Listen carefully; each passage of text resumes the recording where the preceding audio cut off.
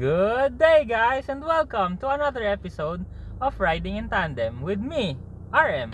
At sa episode na to, pag-uusapan natin kung paano nga bang pumili ng sasakyan na bibilhin mo. Ano? Tara na! Let's go! Ganito kasi, sobrang daming nagtatanong sa akin na ano daw bang mas magandang sasakyan para sa kanila. Syempre inisip ko, paano ko bang sasagutin yan? Ang hirap naman. Wala man lang tayong basihan kung ano ba. Kunwari sabihin ko, maganda sa'yo, Ferrari.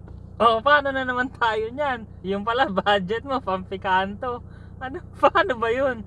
Kaya ngayon, ginawa ko na tong checklist na to or guidelines para sundin nyo na lang para magkaroon kayo ng idea kung ano yung mas bagay sa inyong sasakyan. Okay? Isa-isahin, sagutin nyo na lang. Okay? Okay, let's go na ulit. Isa pa nga pala, wala kasing sasakyan talaga na one size fits all. Yung kunwari, itong sasakyan na to, okay na to sa lahat. Hindi rin eh. Meron kasing mga sasakyan na better sa ganitong tao, sa ganitong gamit. May sasakyan na mas maganda sa mga ganito namang tao, tas sa mga ganito namang gamit. Di ba? Kaya, eto, simulan na natin. Number 1, unahin na natin ang pinaka-importante sa lahat ng kategorya. Number 1, price. Ngayon, ito yung bottom line kasi. Isipin nyo na, kahit anong gawin natin, pag wala tayong perang pambili, hindi tayo makakabili. Unless mangutang ka. Pero isipin mo pa rin, kahit mag-loan ka, mangutang ka, pag wala ka pa rin pambayad, di wala rin, mareremata lang yan. Wala, so price. Ngayon dito sa price, ang gagawin mo lang, syempre, mag-limit ka. Kunwari, budget mo 500,000, 250, 1 million, 1.5 million. I-set mo muna to, yung pinaka-importante.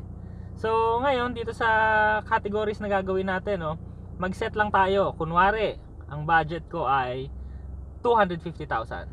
Okay? Sige. Next. Number 2. Ano ba ang bibilin mo? Brand new o second hand? So ngayon ganito, yung sa budget natin na example natin 250,000. So imposible tayong bumili ng brand new dito sa 250,000 kung hindi motor o kaya e-bike. So dito sa choice natin, sa example natin, sa second hand tayo mapupunta.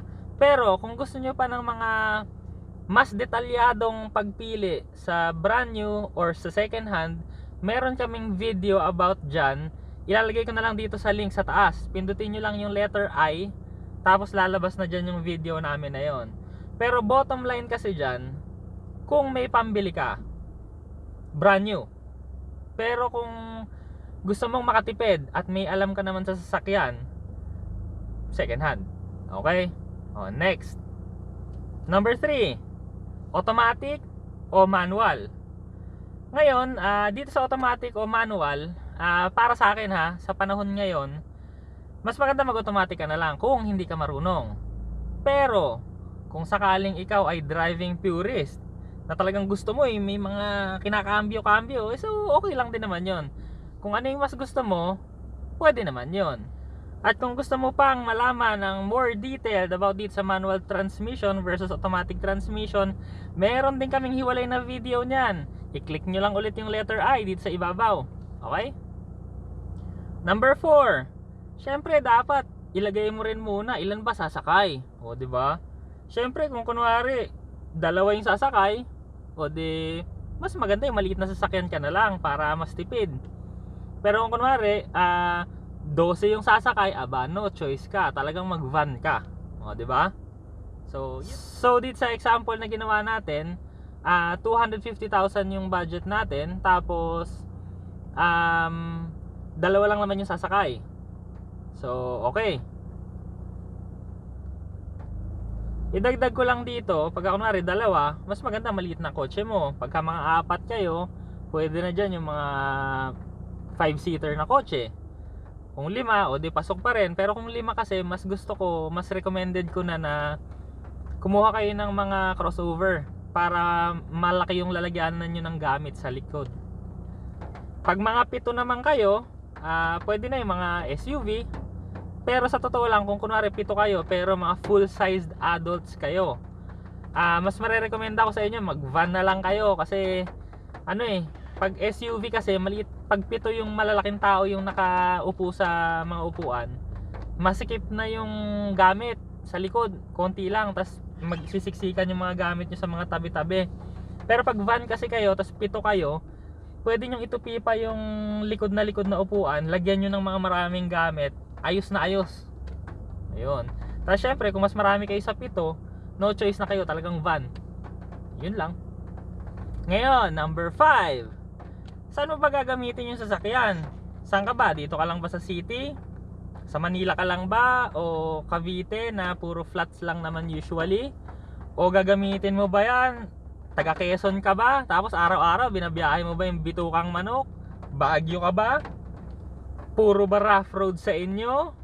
O pagka ano sa inyo, putikan ba yan? Pagka tag-ulan? Syempre doon tayo magbabase, no? Ngayon sabihin na natin sa city ka lang naman hindi ka naman pupunta kadalasan ng probinsya, siguro once in a while, kunwari bakasyon, ganyan, isang beses sa isang taon. Tas dalawa lang kayo kagaya nung sa example natin, okay na tayo sa mga maliliit na sasakyan. Saan nyo ba gagamitin? Syempre, saan ba yan? City driving lang ba?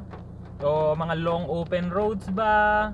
O mga bundok ba? Off-road ba? Ayun, syempre kailangan isipin nyo muna kung saan nyo gagamitin. Kasi kung ano man yan gagamitin nyo na terrain, syempre ibagay nyo yung sasakyan na kailangan nyo, di ba? Kunyari, kagaya dito sa amin, marami kong pinupuntahan na lubak-lubak na may mga matataas na humps. Tapos biglang ang bibiling ko lowered na kotse, disgrasya na, siguradong warang ilalim nun sa akin. Kaya kagaya dito sa amin, hindi ko preferred yung kotse, mas gusto ko yung mas mataas ng konti, kagaya ng mga crossover o mga SUV. Kaso ang problema kasi sa example na ginawa natin, ang budget 250, so no choice tayo. Ang 250 na mga SUV na mabibili mo masyado ng luma. Ngayon kung masyado ng luma, sakit ng ulo na yan. Nako, mahirap na yan. Lalo na kung wala kang alam sa mga sasakyan, huwag ka nang bumili ng mga ganun. Tiisan mo na lang yung yung mas murang, mas maliit, para hindi sumakit yung ulo mo. Tapos pagka may mga ganun, dahan-dahan ka na lang. Pag lubak-lubak, pag mataas na humps, dahan-dahan ka na lang talaga. Tapos huwag mo na lang kakargahan ng sobrang dami. O yun. O kaya naman, baka mamaya puro expressway naman pala yung biyahe mo. Syempre kung ganun, mas maganda rin yung kumuha ka ng medyo malaki-laking makinang sasakyan para mas mabilis ang biyahe mo. Kumuha ka ng mga Civic, mga ganyan. Or kung gusto mo yung mas malaking displacement na makina, para hindi siya masyadong hirap pagka mga mahahabang takbuhan. Tsaka kung kunwari overtake ka, mas madali pagka malaki yung makina mo. Pagka naman kunwari nasa city ka lang naman, stuck ka naman sa traffic araw-araw, EDSA, mag-isa ka lang naman, tas pampasok mo lang ng opisina, pabalik, may konting gamit ka, mas preferred ko na yung kumuha ka ng maliliit. Ngayon dito nga pasok yung budget natin, kunwari 250,000, pasok tayo, tas city, yan, dyan tayo sa maliit na sasakyan. Okay, next. Number 6 na consideration, diesel o gas. Ngayon, mahabang usapan na naman to. Meron kaming ibang video na naman tungkol dito. Ilalagay ko na lang ulit yung link dito sa ibabaw. Yung letter I, i-click nyo lang. Bale, pinag-compare namin yung diesel versus gas. O yun, panoorin nyo na lang din yun. Oo nga pala, kung gusto nyo tong video na to, please like and share nyo po sa mga Facebook nyo, para yung mga ibang kamag-anak nyo na naghahanap din ng sasakyan, at least may kahit konting guide sila sa paghahanap, makatulong din sana itong video namin sa kanila. Okay? Okay? Number 7. Ano naman yung nito, drivetrain nito? Ano ba to? 2-wheel drive, front wheel drive, rear wheel drive, 4-wheel drive, all-wheel drive? Yan ang pag-iisipan nating maigi, no? Kasi mahabang usapan na naman to, pero ito na lang. bigyan ko kayo ng bottom line na lang ulit. Nagkaroon ako dati ng 4-wheel drive na sasakyan, yung Pajero Junior, yung maliit. Ngayon 4-wheel drive siya. Pero sa buong buhay na nasa akin yung Pajero na yon, 2 beses ko lang nagamit. Tapos sa totoo lang, pwede namang hindi ko siya gamitin. So anong masasabi ko sa 4-wheel drive? Hindi naman siya ganun kakailangan.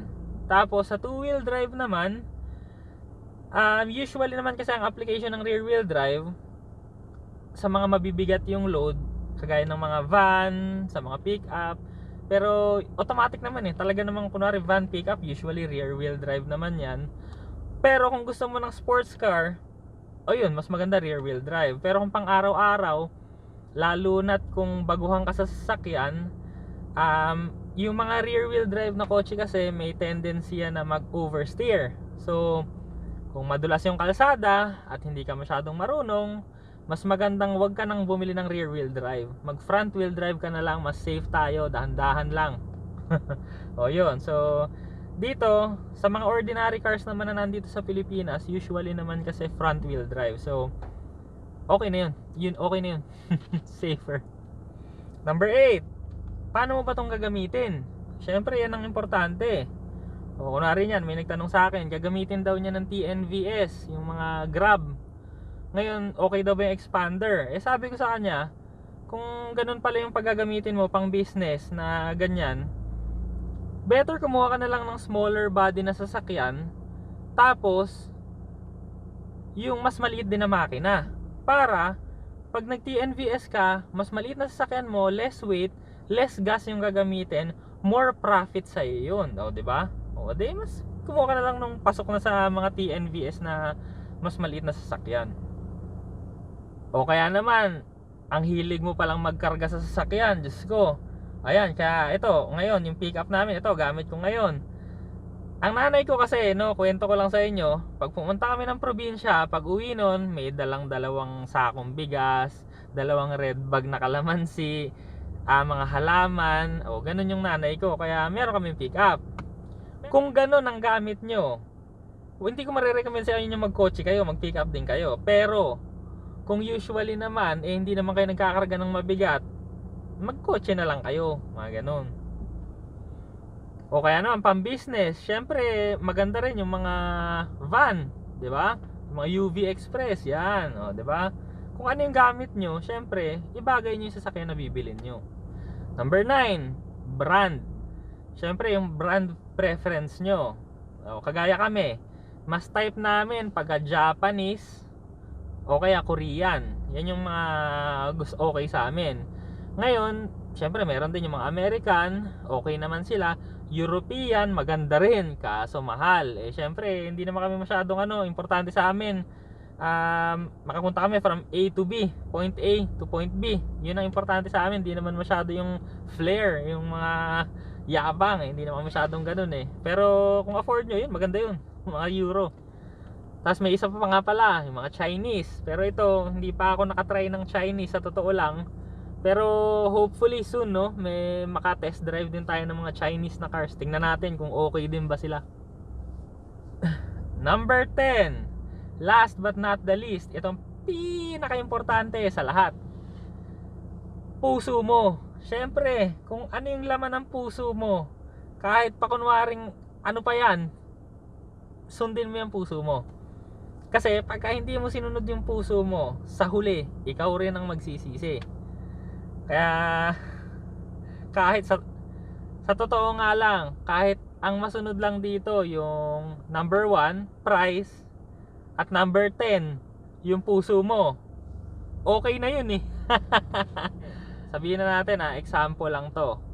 So kunwari, city ka lang naman, pupunta ka lang naman ng opisina at pauwi, mag-isa ka lang palagi. Ang kailangan mo lang talagang kotse, sabihin na natin sa budget nating 250,000, Picanto. Di ba? Pasok na pasok 'yan. Pero ang gusto mo Montero, wala naman kami magagawa doon. Di ba? Di Montero bilhin mo. Pang araw-araw mo, mag-isa ka, okay lang naman yun. Basta yan ang gusto ng puso mo, sundin mo. Ngayon nga pala, sa hinaba-haba ng usapan natin, sa 250,000 dalawa lang naman kayo sasakay o isa lang naman na sasakay, city driving, front wheel drive naman yon, second hand niya kasi hindi kaya. So sa totality nito, sa 250,000, kung same kayo ng mga conditions na sinabi namin, recommend namin yung mga second hand na Kia Picanto. Check nyo. Yan. Tapos sana may bago na naman kayong natutunan sa amin. Sana magamit nyo tong guidelines namin pag bibili kayo ng sasakyan. Please like and subscribe. Bye bye. O nga pala, may nakalimutan ba ako? Tsaka may gusto ba kayo idagdag? Comment nyo lang below ha. Shout out kay Kefias. Thanks sa input. Basketball news. Joaquin Piso, Froilan Magabo, Mardi Samar from UAE Abu Dhabi, Romel Tubo, Marvin Tiagan, mga original subscribers namin, Ralph Angelo Alvarez, Jonathan Benin from Italy, yan mga nauuna yan, hello. Tapos kay Sherwin Ferrer, Kuya Vin Sangkal ng Binondo, hi ulit. Automotive Vlogs Philippines, Romeo Vostros Jr., Pilio James, Barack Obama, Scooter Rider. Maraming salamat po talaga sa panonood nyo. Sana huwag kayong magsawa sa pagmumukha namin mag-asawa. See you again next time. Bye-bye!